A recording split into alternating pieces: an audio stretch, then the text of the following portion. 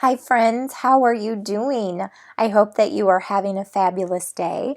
Welcome to Story Time. This is our 12 and older group. We are continuing to read The Day My Butt Went Psycho.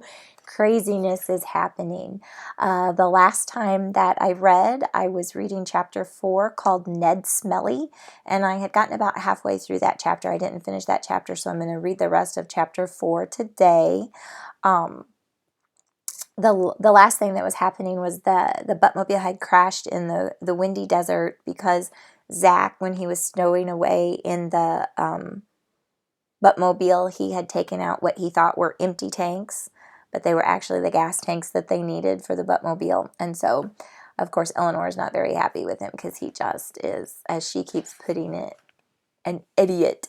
And he keeps just doing idiotic things that keep making things difficult for the B team to be able to save the Butts, to stop the Butts from taking over the world. So I am continuing to read The Day My Butt Went Psycho by Andy Griffiths, and I hope that you are enjoying it. 1 hour later, after Ned had managed to convince the B team that at the very least it would be folly to attempt to cross the great windy desert without the benefit of his spare oxygen tanks, they were sitting in Ned's shack while he prepared a meal. "I hope you're hungry," said Ned, "because there's plenty here." Zach was surprised at how spacious Ned's shack was. It appeared to have been cobbled together mostly from the debris of crashed Buttmobiles. The chairs had been ripped from the Buttmobile cockpits, the windows made from their windshields. Ned placed an enormous colander of what looked like steaming dark green seaweed on the table in front of the group. Whatever it was, Zach didn't think it looked very appetizing, and it smelled even worse. But that was heaven compared to what came next. Ned placed a sizzling frying pan on the table. It was full of something that was bright red, and the smell of which made Zach's eyes water and his nose burn. "Well, don't be shy," said Ned. "Eat up. Needleweeds and stink ants are best eaten hot." "Needleweeds and stink ants?" said Eleanor. Zach could see she was not alone in his reaction. He watched as everybody at the table, except for Ned, sat there smiling politely, not knowing whether to vomit or simply pass out. "Don't worry," said Ned. "I've deneedled the needleweeds, and I've unstunk the ants. It's perfectly safe and very nutritious. I've eaten nothing else for years now." And so saying, he heaped a large steaming pile of needleweeds onto his plate, sprinkled it with the stink ants, and placed a big spoonful into his mouth. Then he pushed the colander toward the kicker. "I'd rather eat dog puke," muttered the kicker. The smacker gave him a huge jolt with her elbows. Ned looked up. His mouth was full of needleweeds, and he was frowning. "I beg your pardon," he said. "He said I better dig in quick," said the smacker, seizing the serving forks and putting a small amount on the kicker's plate, "because it looks so delicious it might not last long." "Oh, no need to worry about that," said Ned. "There's no shortage. This is the great windy desert, you know. If we run out, I can easily scare up some more." The smacker served the kicker, ladled out a tiny amount for herself, and then pushed the bowl across the table to the kisser and Eleanor, whose faces were both white. "After you," said the kisser to Eleanor, pushing the bowl toward her. "No, after you," Eleanor said, pushing it back. "No, no, no," said the kisser. "Ladies first, I insist." "You are too kind," said Eleanor. Her eyes narrowed. "Don't mention it," said the kisser. "Oh, but you are," said Eleanor, taking the serving fork. "The least I could do is serve you first." And with that, Eleanor began piling the kisser's plate high with this evil-smelling concoction. "That's enough," said the kisser. "No more, I beg you." "Don't be silly. You haven't got any stink ants yet," said Eleanor, upending most of the bowl onto his plate. "Yep," said Ned, who was shoveling his food into his mouth at an incredible rate. "Great source of protein. What about you, Zach? Not eating?" Zach was trying to think of an excuse for not eating when Eleanor grabbed his plate. "I was just about to serve him," she said. No, that's quite all right, said Zach, trying to grab his plate back, but Eleanor was too quick. She piled what remained of the needle weeds onto his plate, along with what was left of the stink ants. There you go, she said, flashing Zach the fakest sweet smile he'd ever seen. Eat it all up now. That's a good boy. Thanks, he said. But what about you? Don't you want some too? Oh, I'd love to, she said, but I'm on a diet. I can't eat pretty much anything I want, except for stink ants and needleweeds. It's a pity. They do look delicious. I've got some spurts in the cupboard, said Ned, left over from the last plague. They're a bit dry, but quite edible. No, it's okay. Thanks, said Eleanor quickly. Besides, I'd better get our gear ready.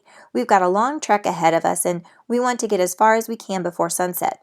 Okay, said Ned, picking up his plate and licking it clean. I'll come and prepare your oxygen tanks.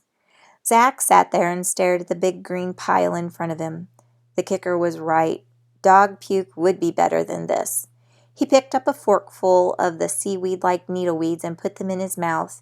He tried to chew it, but he felt the urge to vomit again. Excuse me, Ned, said Zach. Which way to the bathroom? End of the corridor, he said.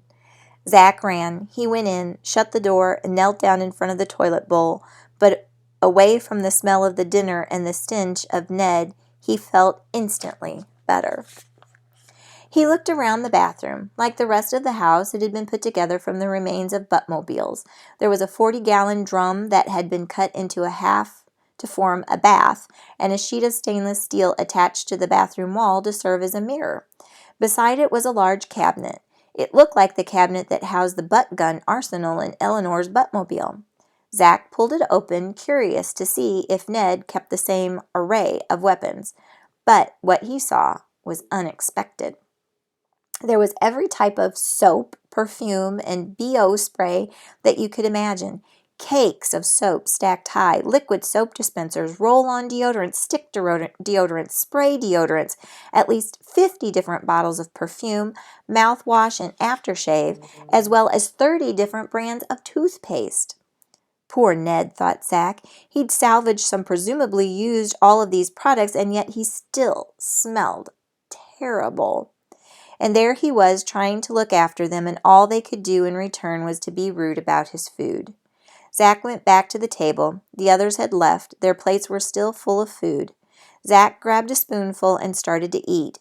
He didn't stop until he'd eaten everything on his plate. Then he ate everybody else's servings as well. No, he didn't want Ned to feel bad, but that might not be such a good idea to have eaten everybody's food. After Zach had finished, he went outside to Ned's shed, where the others were getting suited up. Ned's shed resembled a wrecker's warehouse, stocked with every conceivable buttmobile, spare part, and accessory. Ned had obviously been collecting buttmobile debris for a long time. Hey, said the kicker, pointing to a panel of the wall made from the front section of the buttmobile and with the 306 BF painted on the side. Didn't that belong to the F team? I think you're right, said the smacker, strapping an oxygen tank on her back and going over to examine the panel more carefully. How long ago did they find this, or did you find this, Ned? Ned looked up from the belt he was adjusting for Eleanor while she stood there pinching her nose. He said, about 4 years ago. Found it in the Great Basin Valley, about an hour north of here. 4 years ago, said the kicker.